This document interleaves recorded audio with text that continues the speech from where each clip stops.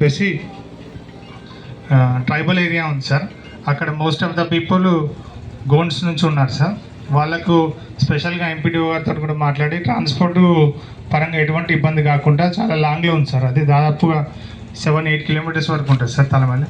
అక్కడ నుంచి ట్రాన్స్పోర్ట్ కూడా ఈజీగా ఆడడం కోసం ఎంపీడీఓ గారి మేడంతో మాట్లాడి ట్రాన్స్పోర్ట్కి గవర్నమెంట్ తరఫున 2 వెహికల్స్ సార్.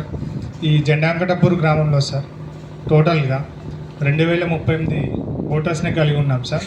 దీంట్లో ప్రత్యేకత ఏంటంటే సార్, మెయిల్ ఓటర్స్ కన్నా కూడా ఫీమేల్ ఓటర్స్ ఎక్కువ ఉన్నారు సార్.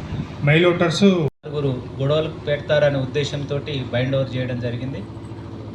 ముఖ్యంగా ఇక్కడ ఉన్న యువతకు, వచ్చిన పెద్దలకు అందరికి చెప్పేది ఏంటంటే, జిల్లా యంత్రాంగం మొత్తం నిష్పక్షపాతంగా ప్రశాంతమైన వాతావరణంలో ఎలక్షన్లు జరపడం కోసము ఏర్పాట్లు చేస్తున్నాం. దీనికోసం జిల్లా మొత్తంలో దాదాపు 1000 మంది పోలీసులు బందోబస్తు చేస్తున్నాము. ఆ 1000 మంది ఈ 4 మండలాలలోనే బందోబస్తు చేస్తారు. జన్నారము, లక్సెట్టిపేట, దండపల్లి, హాజీపూర్. 81 గ్రామ పంచాయతీలు ఎలక్షన్స్ అవుతున్నాయి. దాంట్లో బందోబస్తు చేస్తాము. గత వారం రోజుల నుంచి కూడా మీ అందరికీ తెలుసు, మా ఎస్ఐ గారు, సిఐ గారు, ఏసీపీ గారు 1-2 సార్లు తిరగడము, పోలింగ్ స్టేషన్స్ చూడడము, లొకేషన్స్ చూడడము, ఇవన్నీ చేస్తున్నారు. ఇవన్నీ చేసేది ఏంటంటే, మీ యొక్క సర్పంచ్ని, మీ యొక్క వార్డ్ మెంబర్లని మీరే ఎన్నుకుంటారు.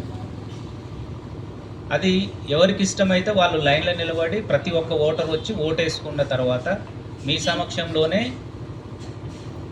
అధికారులు ఓట్లని లెక్కింపు చేసి ఇక్కడనే ప్రకటించిపోతారు. ఎక్కడైతే ఓటింగ్ చేసారో అక్కడనే ప్రకటించిపోతారు.